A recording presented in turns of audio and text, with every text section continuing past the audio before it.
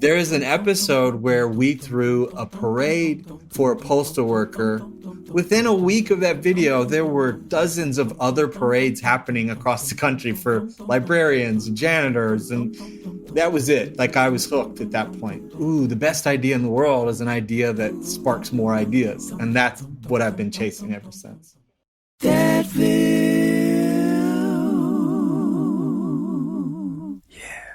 Hi, I'm Dave Barnes. And I'm John McLaughlin. And welcome to Dadville. Dadville's a podcast where we talk about life, love, and the pursuit of awesome dadding. It's funny thoughts and deep talks. So please, enjoy your time here in Dadville and enjoy this episode with Brad Montague.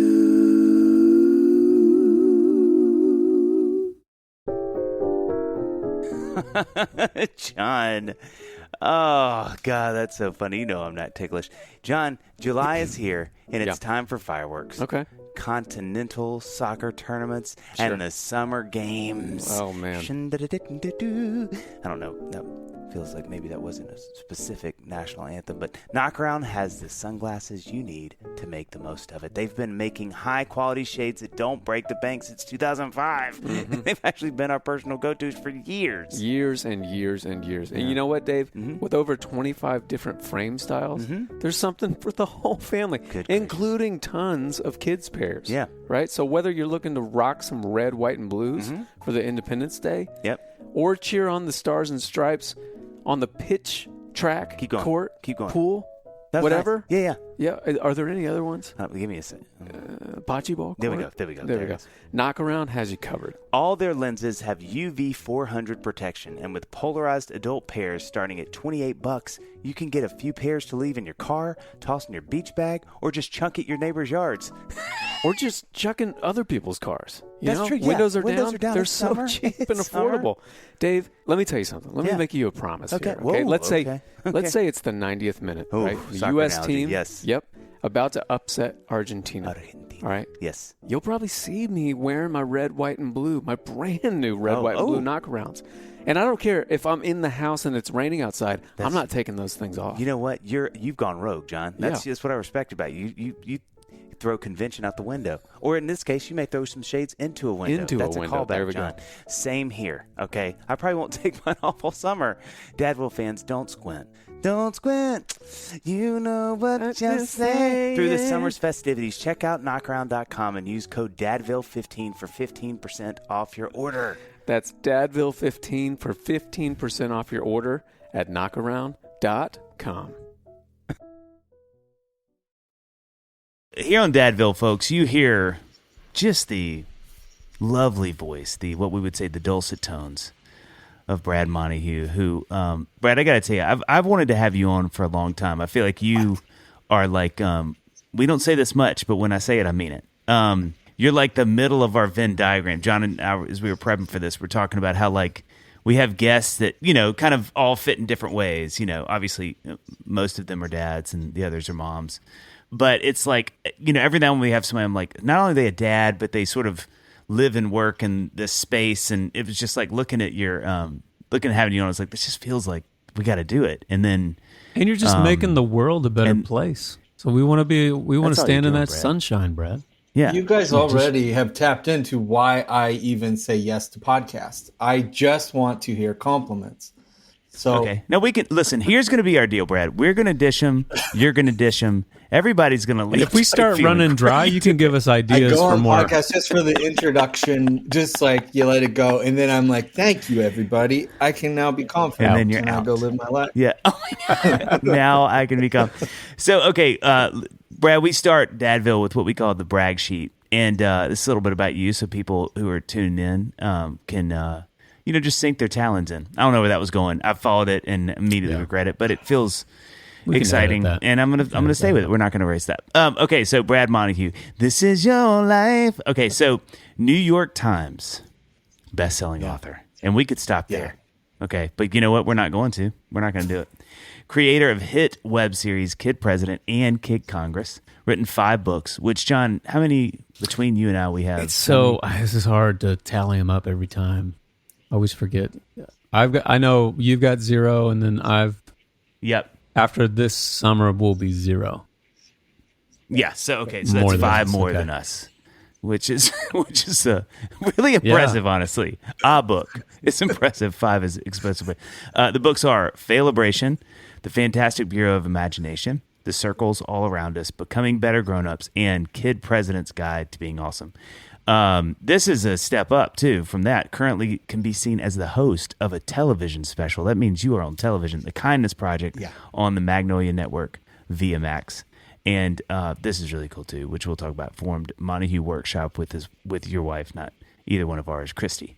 So this is what we always like to ask at the beginning, is what do you like the most about me and John? But I'm going to skip that one and get to the other first question we have, which is circle back to it. Actually, when you hear those things, like when you sort of hear like again, like we said, the brag sheet. What is 15-year-old Brad? Like if I could teleport back to 19 and talk to 15-year-old Brad and just say, hey, this is what you're going to be doing. Look at what's happened in your life. How is he responding to that? Oh man, I didn't know it was possible to do things. I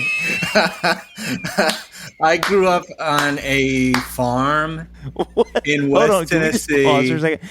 I didn't know it was possible to do things. If your parents heard this podcast, they're like, "Oh, geez, where do we go wrong?" I mean, when the bar is that low, your mind is getting blown at every turn. No, I was just glad to be there. I grew up on a farm in West Tennessee. And so close to where you are now? It's close, yeah. So not very far. And my road was a dead end road. It was a great road, but it had a dead end. Yeah. And it was very nice. And I loved like books, comics. I was obsessed with drawing and dreaming. But I like for whatever reason, I just thought, oh, that's not like. That's something other people do. I will never do that. Yeah. And if I had known that it was even, I mean, it was after college. I even realized, like, wait, I could do things. Like I could make my own book. I don't have to read them. Or okay. And I can do. Yeah. Again, now it's gone from not only your parents sad. Now your college is like we had them for 4 years. What did we do? we really had a chance. Well, we did not break through. You think it was because you didn't know anybody who was like, you didn't know any authors or you didn't know any artists or illustrators? Yeah. I mean, I had some really great folks around me, but it was not a creative group of grown-ups. It was, hey, this guy ran an auto shop, which is a creative act, but he wasn't gonna want to talk about art with me or get into listen, I don't want to start by pushing back here, Brad, but can we not? What if you just found out that Ted, you go there now and you like, listen, man, have you seen the new? And he's like, bro, I am. Yeah. Oh man, I love Italian neorealism. Well, I had no idea. Like, yeah. And you realize your whole life, we could have been he pals. was just in there waiting. So how did you, what was the upbringing like with you drawing and reading and being so into this kind of stuff, but in an environment where like no one was talking about that? Did you feel like you had to like do that behind closed doors and then carry a football around when you're in public? Yeah. My parents had a pamphlet. So your son is doodling birds. Like, here are some options. What to do when your child is staring out the window with big feelings. Do you have a doodler? It'll be okay. Putting the do in doodler. Yeah, I mean, get him out of the studio and into the farm. I think now I see how much my parents like understood my sibling. I have this great brother. He's younger than me, and he got the like instructions, and I don't know how he got the instructions of how to be a person, but he got it. And he was like, "Oh yeah, I'm gonna play football. Oh yeah, I know what sports are. Oh, like I know there are things you can do. And I was like, wow, and I was not that. Yeah. And so I would read that book, by the way. I know there are things you can do. 100%. I'm in. Do. Yeah. That's a great children's book. Yeah, there are things you can do. Yeah, I made a fake cover for a book once. You know, all these book covers are always people like, you know, if they have their face on it, they're like posing. Yeah. And so I made one I sent to an editor once, and it said, how to put your hand on your chin. And it was like a photo of me with my hand on my chin. And yeah. But it's you're like barely missing. They were like, this I don't feel like there's a lot of content that would be there. But you're like, that's it, man. It sells itself. But a lot of covers can just reveal everything about what you need to know. There it is. Well, you know, it's funny. John and I feel like Brad, like you, grew up in small towns and now, you know, are in the creative space. And so I can so relate, and I think John would agree with this. I can so relate to this idea that as much as we laugh, I mean, I would say too that I didn't know you could do things because I grew up in a town of 8,000 people in Mississippi, and there was no music. You know, like I didn't know. I knew a couple people that played. I knew a guy that played drums. I don't think in my town had ever seen a human play guitar. Yeah. Now I'd been to a concert in Jackson, Mississippi, the big sprawling metropolis, and seen Michael W. Smith's guitar player, Amy Grant's guitar player, but I had never seen that. I mean, that sounds ridiculous, but literally, I had never seen a human like in the same room as me, other than at a concert, play that instrument. And so, you know, you say that so well. When you don't have context, like John asked, when you don't have context for that, you really don't consider that a viable option, obviously. You know, and so, you know, it's funny because as much as we laugh, it's really true. It's like what you're exposed to really matters for your options later in life. And I would say it's even like not a little bit deeper because you know it's kind of an option, Brad, like you said, like for some people it's just not an option for like you came from a place where it's like, well, that's just not an option for me. But I know people are out there doing these things, but that I couldn't do those. Yeah, I think like the first I mean I remember seeing a television special where Charles Schultz is drawing Peanuts comics. And it was like magic to me watching him draw and then seeing his desk and go, whoa, that's what he does? Like, that's his job? He draws? Crazy. And I was hooked. It's like, I wish I could do that. I don't want to. I mean, I'm in fourth grade, so they're not going to hire me right now. But if I could, I would do this. So I was flipping over my work at school and drawing and doing what I saw. I would get the Peanuts books that he had of like all the collections and was drawing and doing. And then my fourth grade teacher was one of the first adults who was like, hey, you're creative. you could, I will give you paper. You just do your work. You don't have to rush through your tests here. I'll give you paper. And, wow. And that was huge for me to have somebody validate like, oh, you're not just weird and these are actually interesting and you have something to offer here. Yeah. And to your point, being different than your brother that way, because that is a big deal. Like when you're growing up and you've got a sibling who really is kind of doing the thing, and it seems like, man, they know what to do with him and he knows what to do with life. And then you're over to the side kind of going like, I just don't have anywhere to find purchase yet. You know what I mean? Like I can't find my, where is it? Yeah. Thank God for those art teachers and music teachers who kind of go like, hey, like, I know this. I know what this is like. And you're like, you do? You know?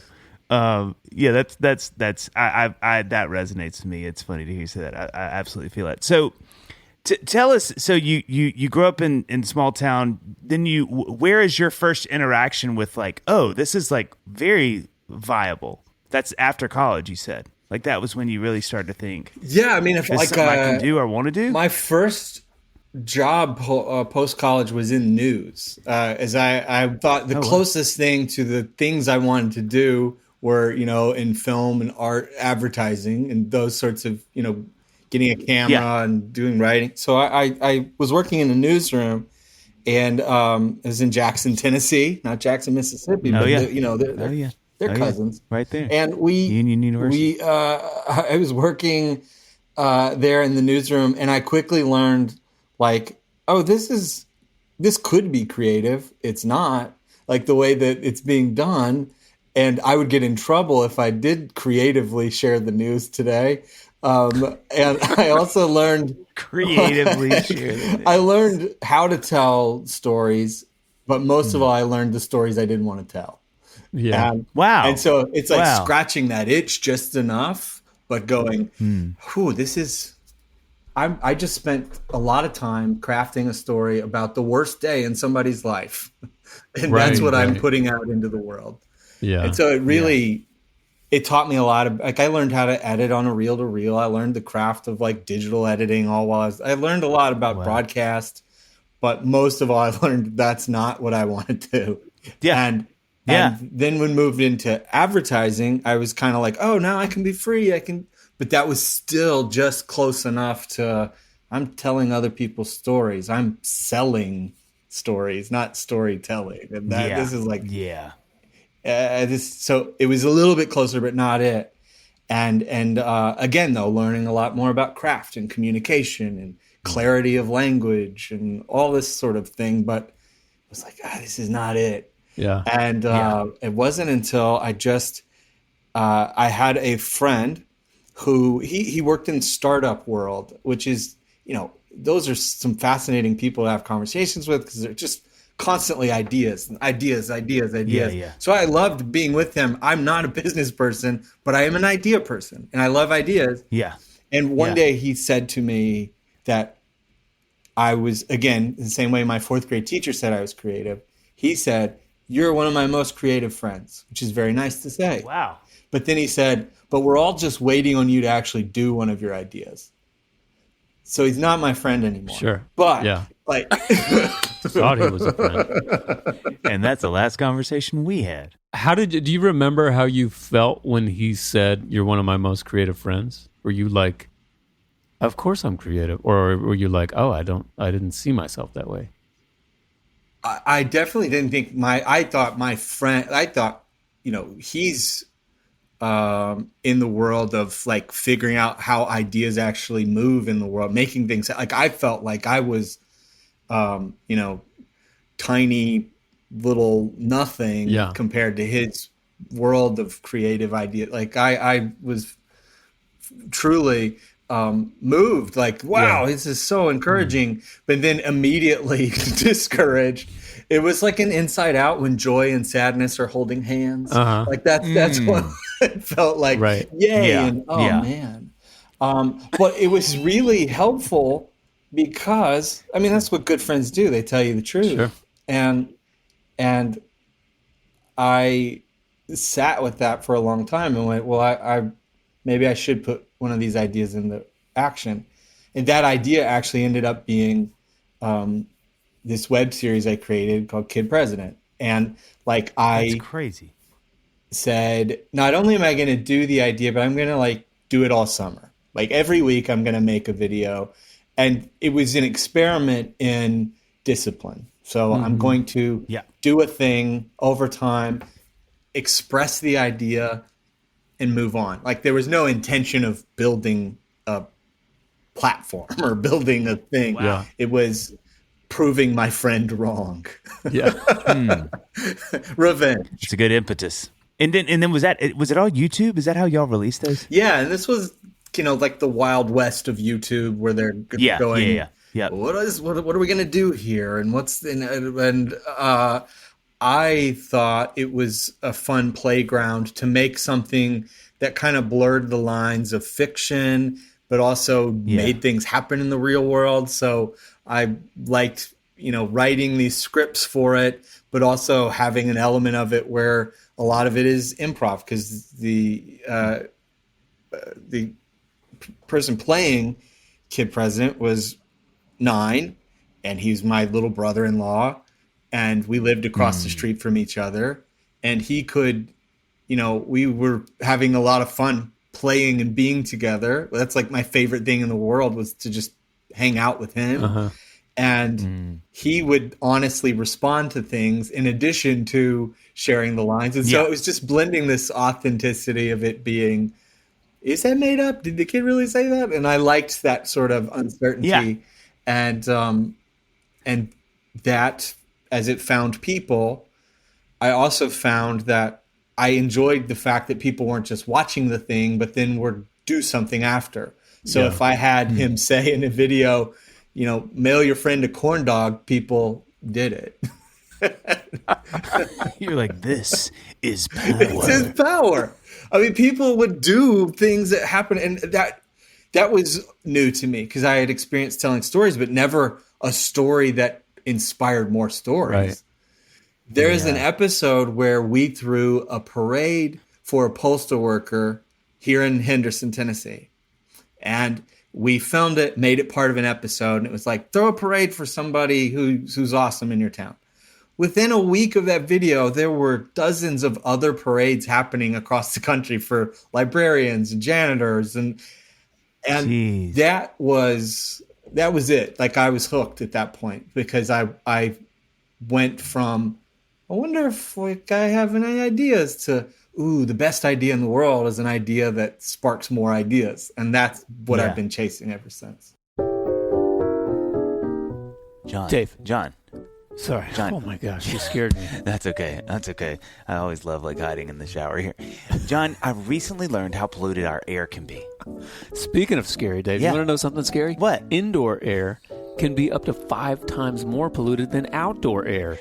Get out of here, because the air is less polluted out there. Anyway, we need NeoPX, a bioengineered air purifier, 100% nature-based, designed by PhD scientists. John, we both love to work out and eat healthy. Yours is more obvious than mine, but I still try. Why wouldn't we also pay attention to the air we breathe every day? Every day, Dave. NeoPX tackles harmful air pollutants called VOCs coming from inside the home with pollutant-eating bacteria. That's pollutant-eating bacteria that live within the plants. NeoPX is powered by Power Drops, a formula that mixes with water and is added to your plant. NeoPX is an air purifier powered by nature and is an electricity-free, self-watering planter made from biodegradable materials. Dave, did you know that 87%... I tried to make that dramatic. Did you feel that at the end? Yeah, it was okay, sorry. Good. Sorry. I should have... Say it one more time. Okay. Biodegradable materials.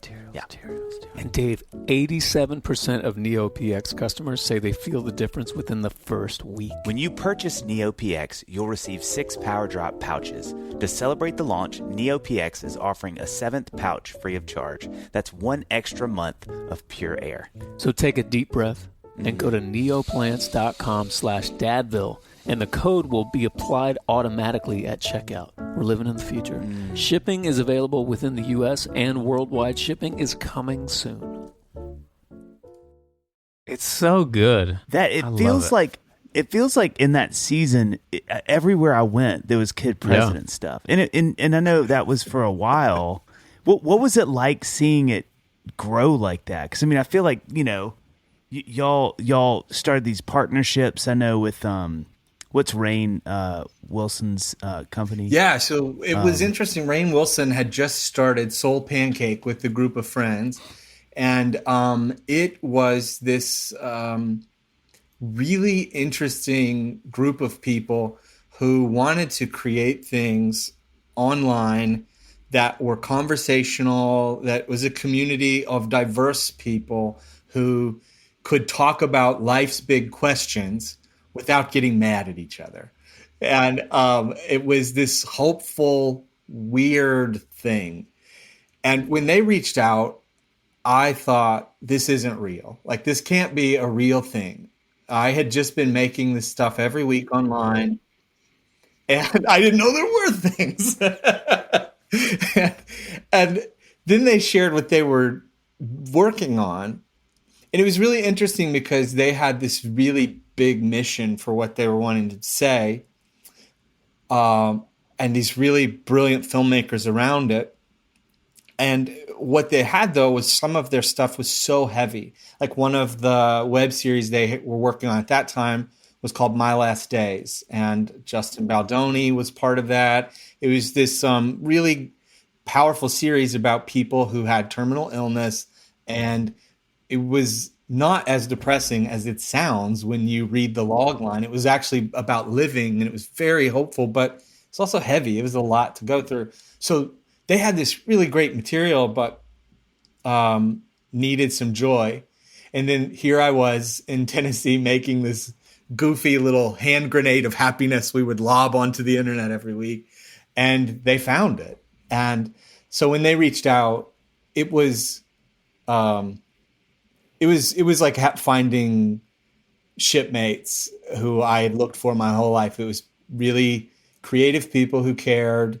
And Dwight from The Office happened to be at the head of the ship. And so that was a really wonderful connection. Do you, I like putting myself in your shoes as you're creating this stuff in the early days and seeing it sort of take off.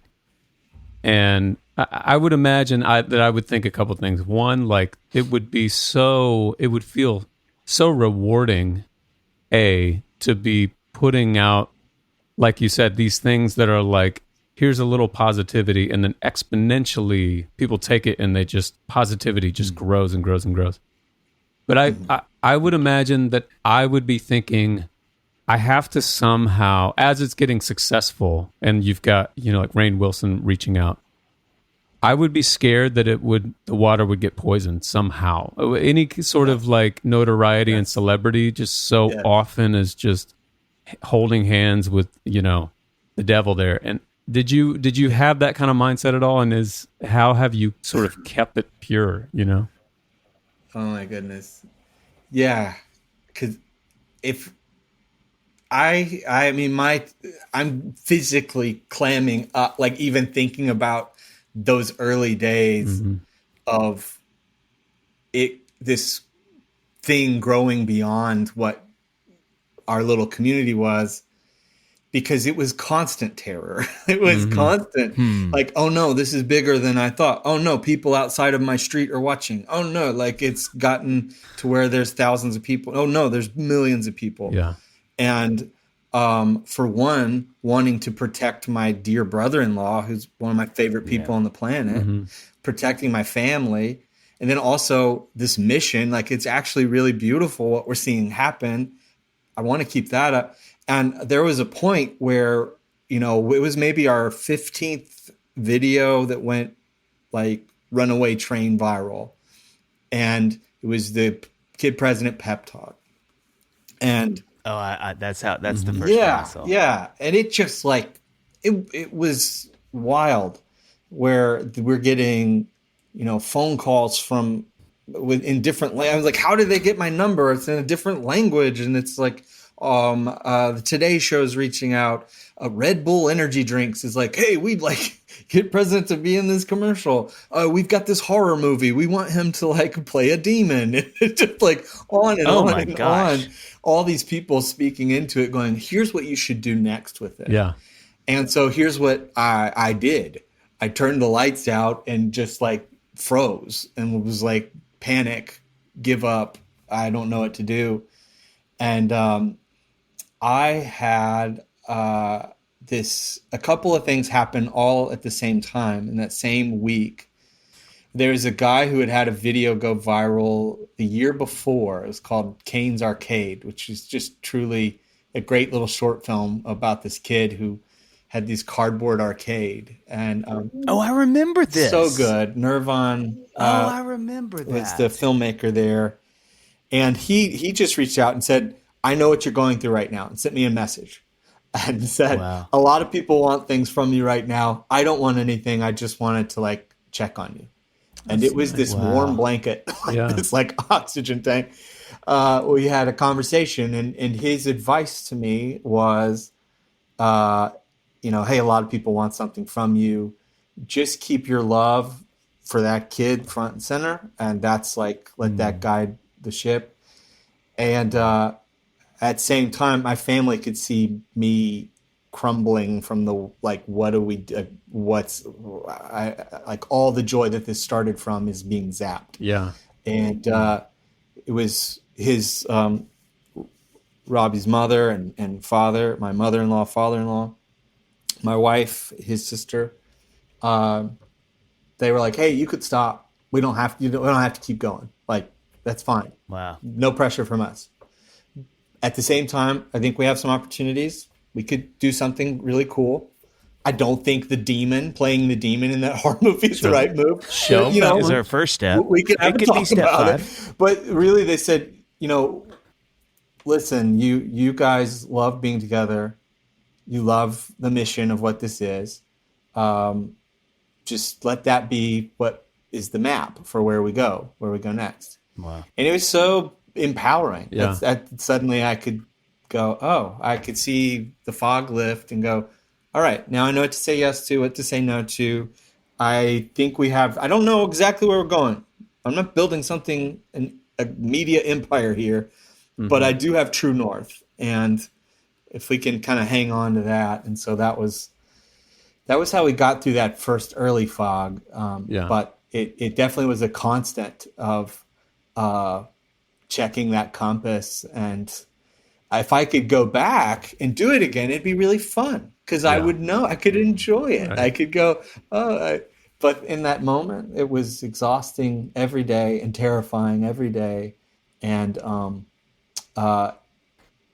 I now only try to make things that don't involve real live actors or people or require me to travel in that way. That's why I draw cartoons to work in animation and do picture books and continue the mission, but in a way that is sustainable and healthy.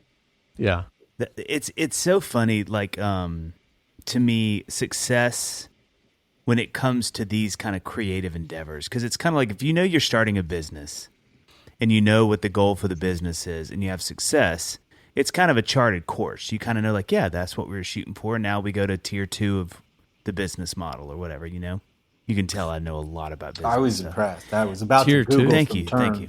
Business model. Just tier 2 is big, guys. That's not what we call the buy-in level.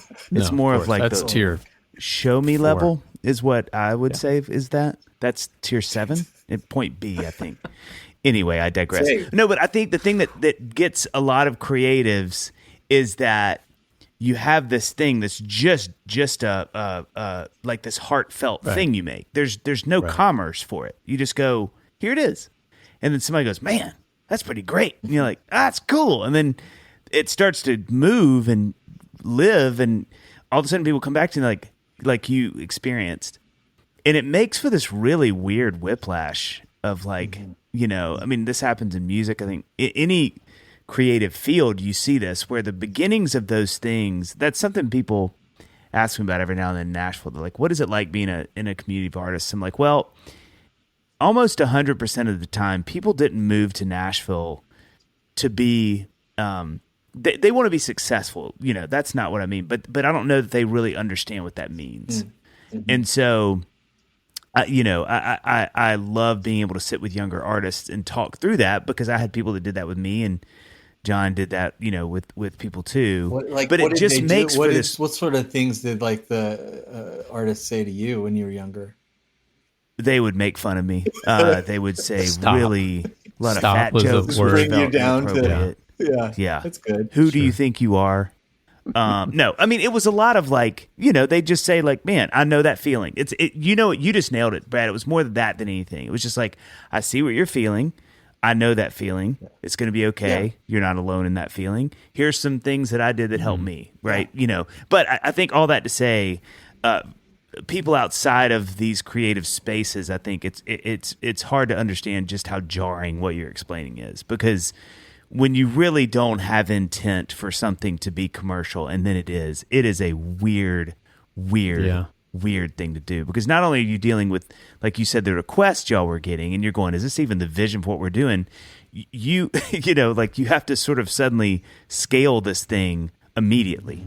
You have to sort of build infrastructure for something that you were like, this was just going to be this thing. And then we were going to laugh about it, and our neighbors would see it, and we would love it. And now we're getting calls from the Today Show. Yeah. They're like, hey, we want to have y'all on. You're like, I don't even know what that means. I think there's something, you know what I mean?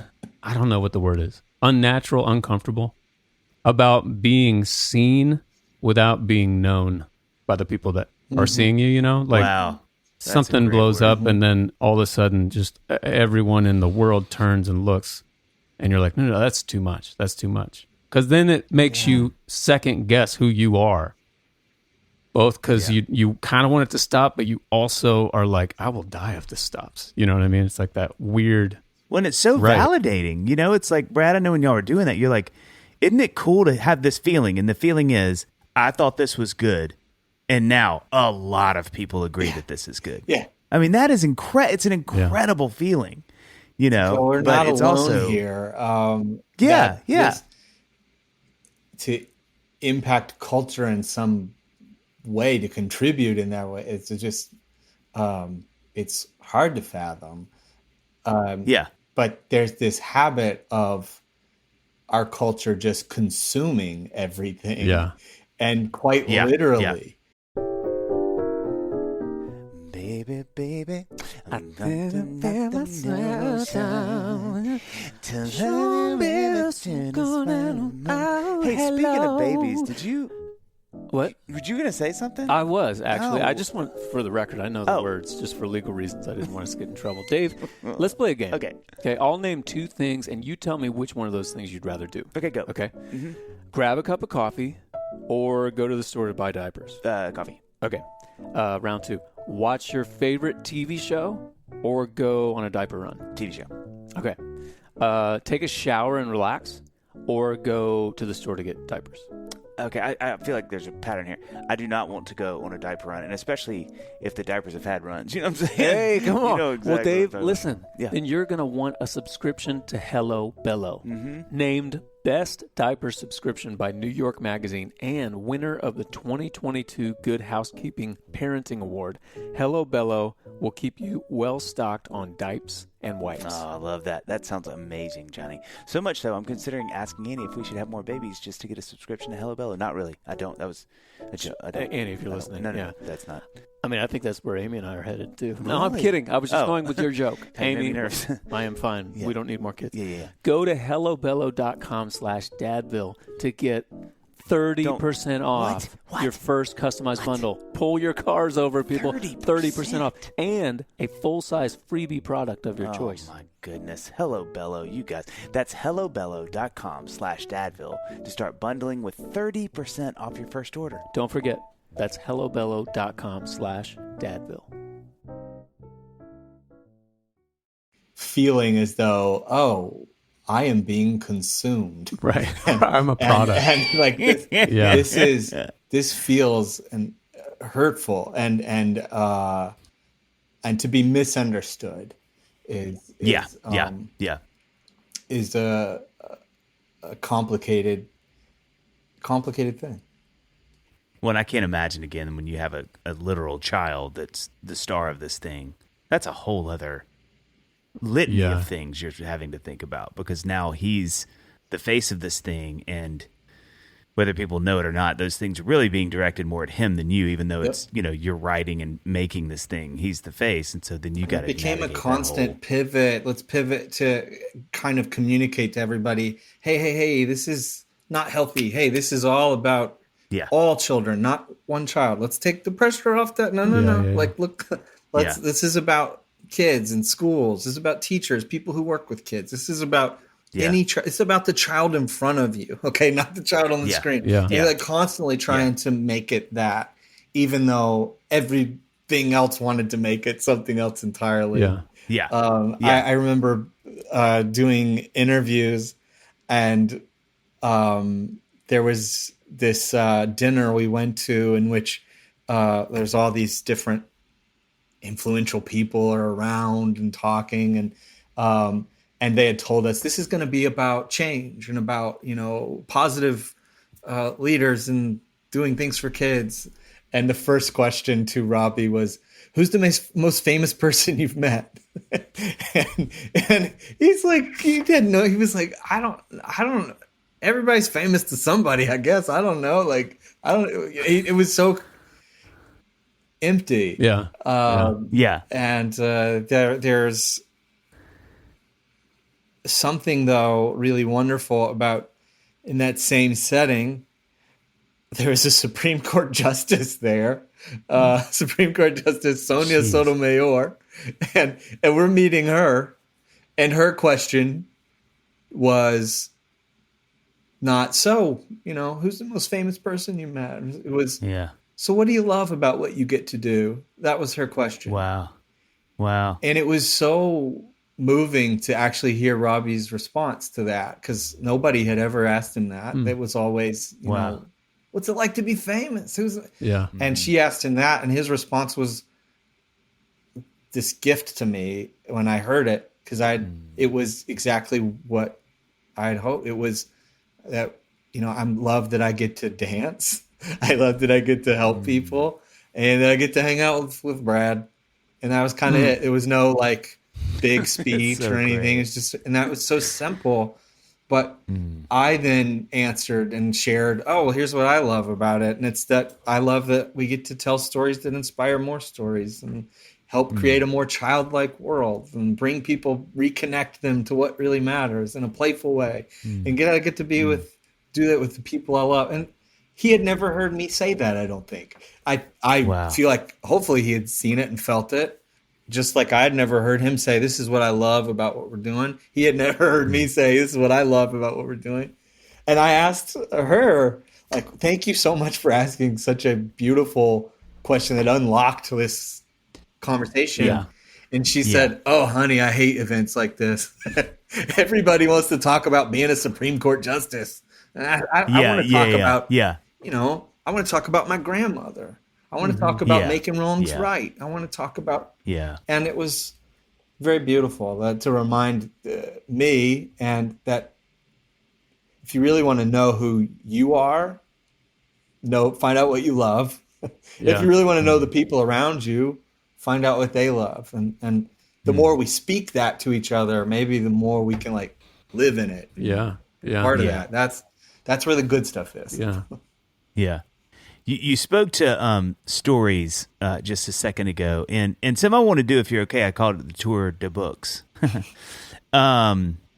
Is I'd love to go through just, you know, have you with these 5 books, just kind of give for the people who are listening, because they're all so unique. I was trying to find ways to sort of talk through them, but I was like, I'd rather you explain them and kind of give the sort of what they're about, because they're really unique and different in really cool ways. And so I didn't want to do disservice to them. But, you know, do you mind just like giving the listeners sort of, because I think it talks a lot, it explains a lot about you and what you're doing. That's very nice. One of my dear friends, he plays golf, and he is self-admittedly not very good at it. And he said what keeps him going back every week is that he's just good enough.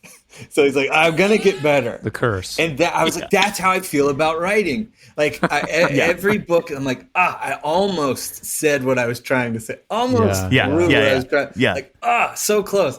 Like I'm working on a new book right now, and the art for it is going to break me. Like I'm trying to draw these rabbits, they have hands. I can't. It's so all the rabbits are walking with their arms behind their backs. It's very sad. They're contemplating, but it's like they're like older European just men. Put it in a wintry setting. They got pockets. They suddenly have pockets. Each book is like getting closer to here's what I was trying to say last time. Sorry. So like the Kid President Guide to Being Awesome book was like very much a companion to. We had this YouTube series, but YouTube is so ephemeral and wanted a thing you could hold in your hands and like actually move people into action. So the book was designed for kids and families to do cool stuff together for people around them. And also to flip that whole idea that this is just about one kid. Instead, it's about kids everywhere doing things for each other. And it's one of those gifts to get to constantly see schools using it or people doing some weird activity from it. And then the book Becoming Better Grown-Ups grew out of that, because we were doing a book tour for the Kid President book.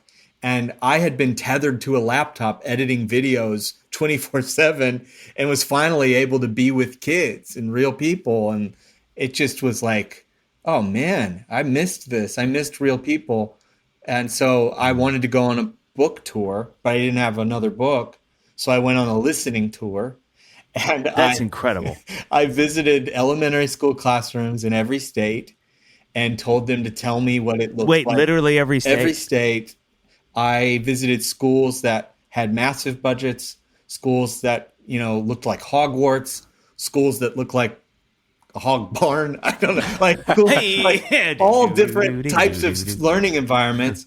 And then asked them, what's a good grown-up? Like, tell me what a good grown-up looks like. Do you know any here? And then I would shut up. Do you know any here? But it was really telling because, I was just about to become a dad too. And so I wanted, like, okay, give me the hacks. Like, how can I actually do this? Mm-hmm. And the takeaway was really powerful. And I was able to talk to actual, folks who work in child development as well. And the learning was really helpful to me, and that I wanted to share to every grown up, not just because kids had told me to tell you this, but it's helpful. It wasn't big, cool stuff we had to do to be great grown ups for the kids around us. It was just being present. Yeah. Like over time, like showing up every day and being reliable was massively helpful to their health. And so, like, I wanted to throw cool parties for my kids, or get them jet skis and go on hot air balloon rides, whatever. But the most important thing I could do for my daughter today is look at her in the eyes when I tie her shoe, and that puts some things in perspective, and it makes you go back. So it's a thing that I've been wanting to share with anybody working with kids, like whether they're a parent, a neighbor, or in a classroom, as, hey, don't put this pressure on yourself to be epic. Instead, be right there with them, and that's going to change everything. Well, I'm really glad. I wanted to pause here just for a second. That is something, I had some notes with each of these books, but the one I had for this one was specifically, is there a word you have for parents that you learn? But you just said that, which is really, I feel like, Brad, if I could just get on like an auto, text chain that every morning I got up and it just said, this is just your reminder, at 9 a.m. you get this every day. And it's just like, look at your kids when you're tying their shoes, and you'll be sticking the landing on this. Yeah. It would be wildly helpful, as opposed to the things that I think I can buy into as a parent. Because that's kind of the note I put is, we have a lot of parents who are not thinking, about themselves, or, kind of lost in how to serve, and they're not.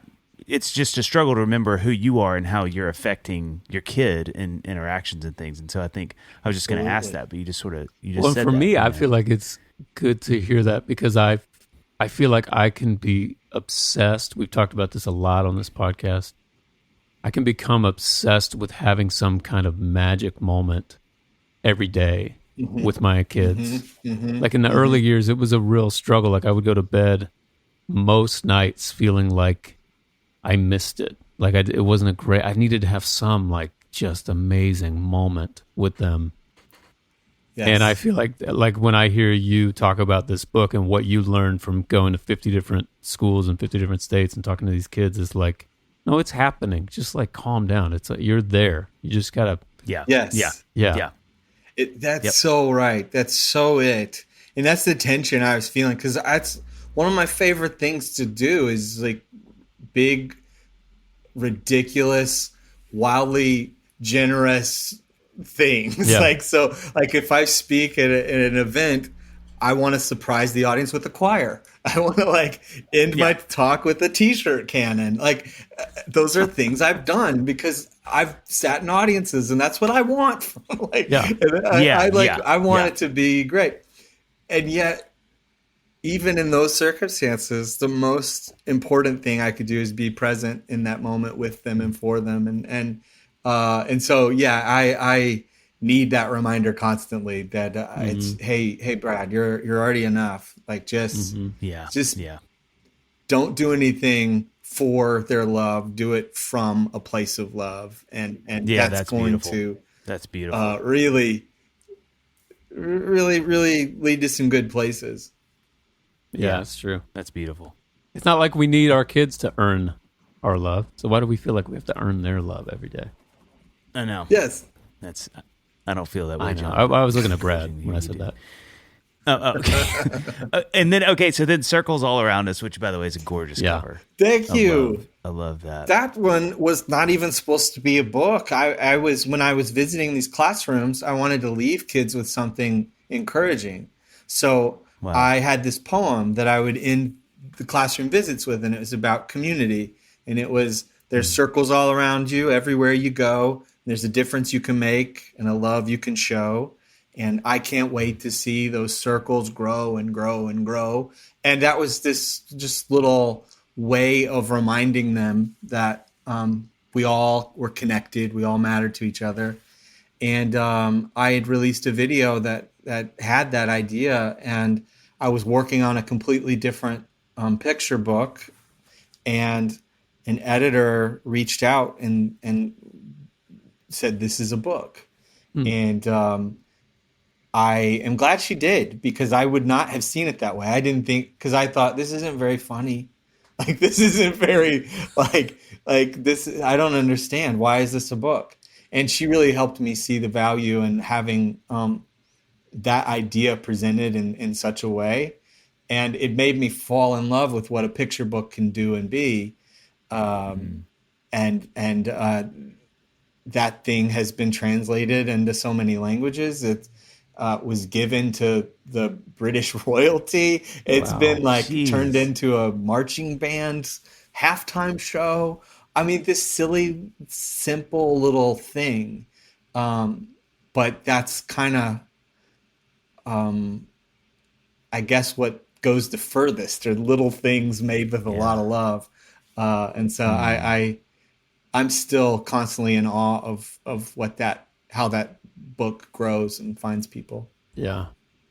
Well, it's such an appropriate, I mean, all of these messages are so appropriate for this time and this place that we find ourselves. But like, I think it's, I mean, like John just said about what he was talking about, I feel like I say this a lot too, but I don't know that I've thought about something more than this idea that as I get older, how much we were built to be together, and I think like that just gets more and more clear in my mind. And I think, there's always things that are pushing against that, no matter what year you live in the world. But I think now with all these ways that we can be alone and feel connected, but we aren't. Yeah, this is another Southern guy, a brilliant mind, Wendell Berry, who said, the way we are, we're members of each other. And it don't matter who knows it or don't. It's just a reminder, hey, we're members of each other. And it's so not who's I in or who's I out. can see why it would be translated into so many languages, because it's such a true statement. I think people read that and they go, God, this just feels right. Okay. And then you had Fantastic Bureau of Imagination, which like all of these books just look amazing. Like, and then I was really intimidated to realize that you drew them all, which I was like, okay, that feels like a little too thank much you. at this point. I needed to hear you say that, because I've been trying to draw these rabbit hands, I have a great rabbit guy if you need every book. contact. Now, every book I'm trying to learn a new like to grow as an artist. Yeah. And what's been really fun is I now I do the drawings and then work with my wife, who, with the Bureau of Imagination, I had been drawing these creatures I called figments. So they're not fairies, because they're figments. They're they have wings like fairies, and they're very much like fairies, but they have jobs. And these figments, I was drawing all these different ones and different types, like they're Pokemon almost. They're these different types of figments.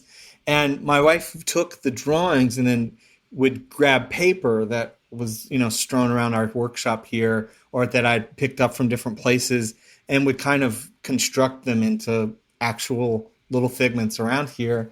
And that blend just turned them into these real characters. And so we've been able to work together with illustrations where I draw and then she adds color and life and structure and texture. And it's been really fun to see that come to life. And that's what we wanted with the Bureau of Imagination, was for kids to realize, and former kids, anybody reading it, that the things we imagine can become real. And the things that we imagine are what affect, tomorrow and today. And so that the activation element of that was, there's actually making a badge and becoming an agent of imagination and dreaming and doing. And I set up a P.O. box where kids can send letters to the Bureau of Imagination. And so it's the best. Like, I love checking my mail because I get letters from these kids who are like, I went on a mission and I had this idea, and we're doing, and these drawings of dragons and big ideas, and it's just the best. So sweet. That's so cool. That's so cool. And then the latest one, which pronounce it Failabration. See, Dave, you knew that, but you didn't want to put yourself out there. Failabration. Because you didn't want to fail. I didn't want to fail, which the irony of me not wanting to fail and saying Failabration. It's not a celebration of mediocrity, but it is an invitation to try things, to show up, to learn from it, and to fail again, but just fail better. Yeah. It grew out of a real event we did, where I invited some of my most accomplished friends to an event, and they were not allowed to talk about anything good they've done. They could only talk about the fiascos, the screw ups. And it was like a TED Talk, but terrible. What a great idea. That's such a great idea. And it was just like a joke. I just wanted to have this fun thing. I just wanted it to be this fun, freeing thing. And it ended up really resonating and really meaning something to people. And the more I visit classrooms, the more I see that. Like, we'll do guided drawings with kids, and it's, I'll say, okay, here we're going to draw. And I'll start to draw a mouse with their ear. And then you'll immediately see a kid crumple their paper up and throw it down, or somebody start to cry. And there's this level of heightened perfection that they feel like they have to reach. This, they're not allowed to screw up. And 1 in 3 kids deals with anxiety to such a degree that they can't function. Yeah. Like 1 in 3. And so we started having Failabrations in schools where older students are sharing with younger students a time they messed up and then they learned from it. And teachers sharing it. And they're really funny. They're embarrassing and cringy. And yet it ends feeling everybody's connected at such a deeper level. Yeah.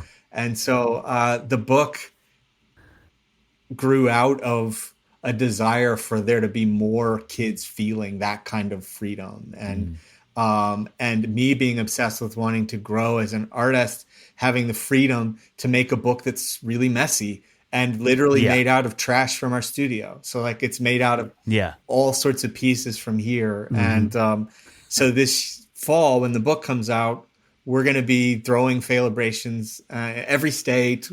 We're going to be doing them with people in all different settings. And so, I'm really excited. I love that. I'm also learning what? violin I feel like for it, which is a thing, because we want kids to realize it's okay to learn, to try something you're not good at. Yeah.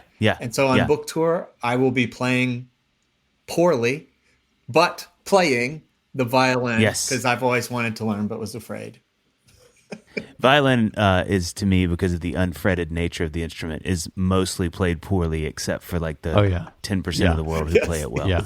It is. There's really no. It has potential to be so beautiful, and if you're pretty good at violin, it sounds terrible. It's still bad. Yeah, it's like one of the. You could really pick the right instrument. Almost terrible at piano, and it sounds pretty good as long as you're hitting the right buttons. You're still hitting the same note. Brad, I cannot tell you, as a dad, I feel like one of the shifts, the monumental shifts that happened in terms of the way that I see the world when I became a dad, was this sort of I'm seeing my daughters, and I'm seeing them deal with this universal fear and anxiety around failing and putting yourself out there and being embarrassed and all that. I mean, all that kind of stuff. And it just, for the first time in my life, I could see it so purely that these 2 little girls, I'm like, there's nothing you can't fail. You're already, from my perspective as their dad, I so want to rid them of that universal thing that's in our blood. And I love that you're doing this, because I think that sounds like that could work. I think that could work. I want that to happen at my daughter's schools, because I'm like, they need to see that. Yes. Yeah.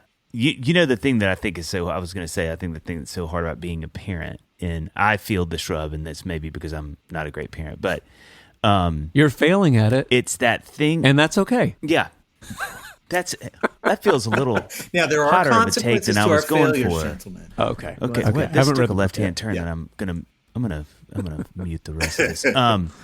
No, but I think what's hard is when you have kids, you do want to set them up to do life well, right? You want them to be able to navigate to. So you have this one part of your brain. I'll speak for myself. I have this one part of my brain that's like, hey, you need to kind of figure out how to do stuff. That's going to help you later in life, right? Like whatever the thing you're navigating is. But at the same time, exactly like you just said, Brad, you also want them to know it's okay to mess up. And so it's this. I can struggle with like navigating that because it's if I'm not in the greatest headspace, sometimes I can come down too hard on them under the guise of, hey, I'm the one that's going to tell you you're not doing this well. Like, you got to know how to, like, tighten it up. Let's get it better the next time. But at the same time, realizing, like, you got to give them space for that. One of the reasons that our kids go to Covenant School here in Nashville, and one of the things that I have loved about that school from day one is the one of the missions of that school is, like, we want kids to fail and to take chances and realize everything's going to be okay. And even when they say that, there's a part of me, the dark art part of me that's like, yeah, but you got to be careful. Kids. Be careful because, but you know what I'm saying? So it's beautiful you're doing that, but that's a real struggle for me because there's also part of my brain if I'm not careful. There's this movement, it was towards growth mindset is being really big. I can't do that yet, and that whole thing. And I think the next step that's really needed to make that even possible is a community growth mindset. Yeah. So it's wow. It's actually nurturing and putting images of what that looks like when you have a group of people who you can grow alongside and with, and finding that, because I need friends, I need people, I need family, I need people who can help me, and so that you're not failing alone. We're failing together, and we're growing and helping each other grow. We're doing it together, and that's the kind of thing that I want for my kids. But I also want for myself, and for everybody. There's this I don't know. When we think about our health, we think so often about the typical categories, and yet the Academy of Pediatrics just added a really interesting category of health for children in the past few years, because they realize it impacts all of their health. Like, they look at their respiratory health, they look at their, all these other, their digestive health, but they've added relational health. And they're saying, like, who are the people that are important in your life? Who do you have? What's your support network look like in your home, outside, those concentric circles?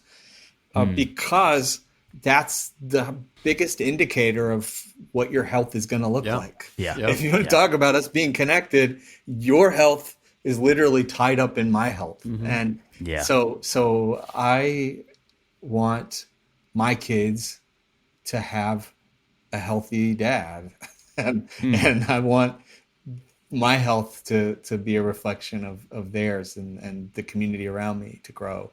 That's how we grow. Love it. It's beautiful. Okay, well, we have here at the end of things of this wonderful, we have what's called the speed round, and I need you to buckle up, okay? Because these are some hard-hitting questions. I'm going to that's the appropriate face. Yeah, I'm making a hard-hitting face. Okay. Hard-hitting question. Okay, this first one I'll ask. If you could have dinner with any three people, alive or dead, who would they be? Oh, okay. Okay. Okay. Dinner. What we having? Where we going? We don't have to dress up, right? We're just around town. It's whatever you want. Yeah, this is your dinner. You get to. Okay. Yeah. I would say Fred Rogers, Robin Williams, and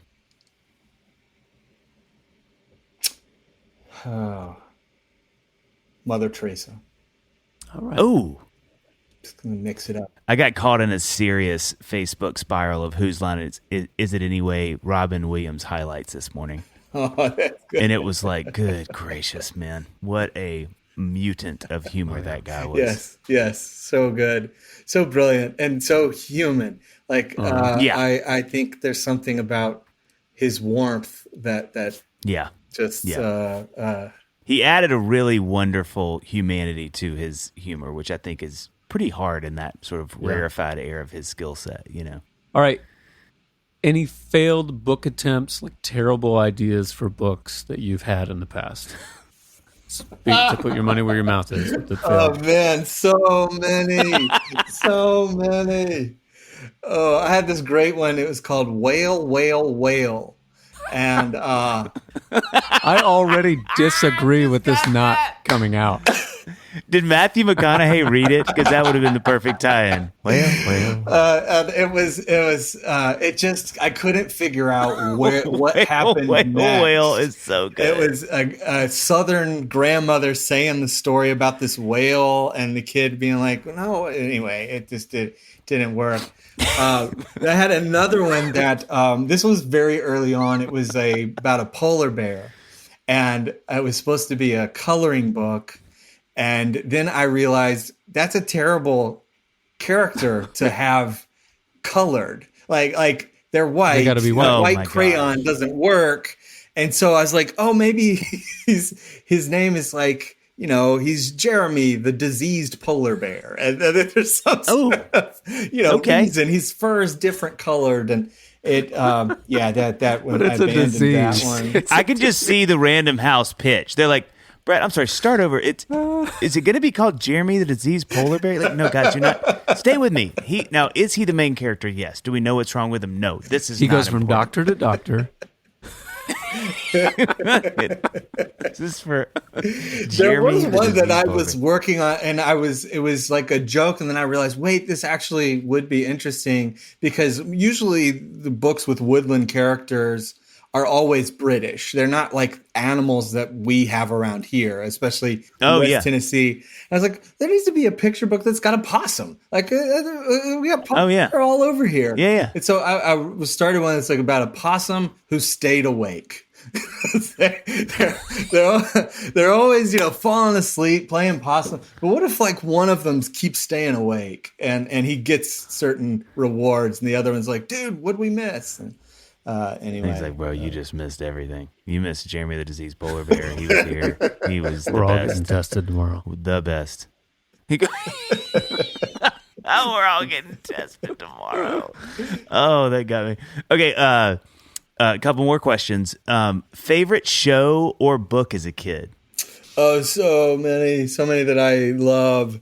Now, when I was very, very young, it was anything with a Muppet and anything with Mr. Rogers. Yes. There's a show, because I don't think enough people realize how brilliant this one is. This was when I was older. Nickelodeon in the 90s rules. It was just so fun. But there was a show called The Adventures of Pete and Pete.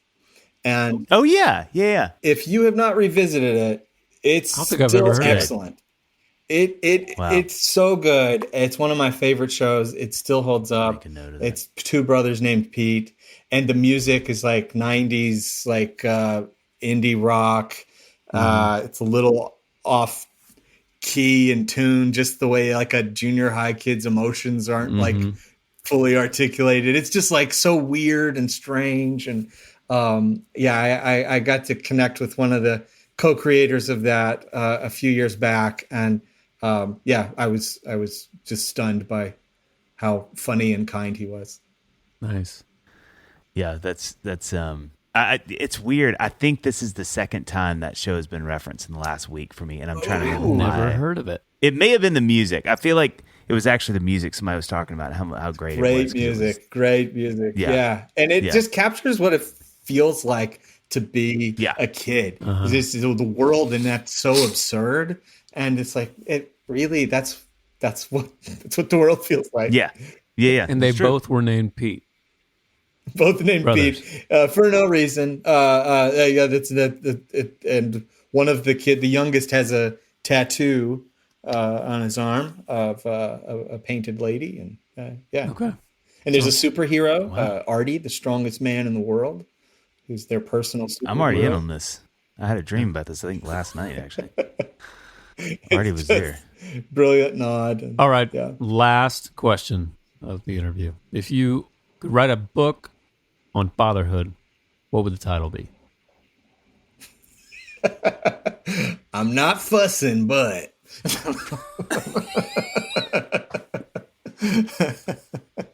that's a great answer. Yeah, I was that a phrase thrown around in your childhood? Yeah. That's definitely a thing my dad would say. I ain't fussing at you, but and then proceed to share with you what was wrong. Share with you generously. Yes. No, I would not, and I was clear with the Becoming Better Grown-Ups book was not an advice book about how to be a parent because I'm not an expert in that. Yeah. I'm trying to be. I would like to be. Yeah. But if I were to write a parenting book, I would not want to put any advice, but it would just reflect back Toni Morrison's advice. She talked about this one question you could ask, and it was, kids know if you like them or not. So her question was, do your eyes light up? Like when they walk in a room, do your eyes light up? It doesn't matter what you say or do, like they'll see that. And that's one of the most important things you can do for them. So I would just say, hey, read what Toni Morrison said. Yeah. Let's make sure you're the way you feel about that kid is lights up. Yeah. Do your eyes light up? Yeah, that's beautiful. What she said. That's the book. That actually is a great parenting title. That's true. Yeah. What she said. Whatever mom said. Your mom do that. said it better. Yeah. She's gonna be. Well, Brad, thank you so much for your time, man. I love what you're doing. Love what you're putting out in the world. Oh man, you guys rule! I was so excited about this. I just think you guys are great. You make me laugh, and you're talented in so many ways. It's disgusting, and so I'm just really. We can actually keep rolling now. I thought we're out of time, but I'm realizing we've got a few more minutes. Yeah, just kind of keep talking. I got more compliments. Yeah, it's like dog treats. I'm just like.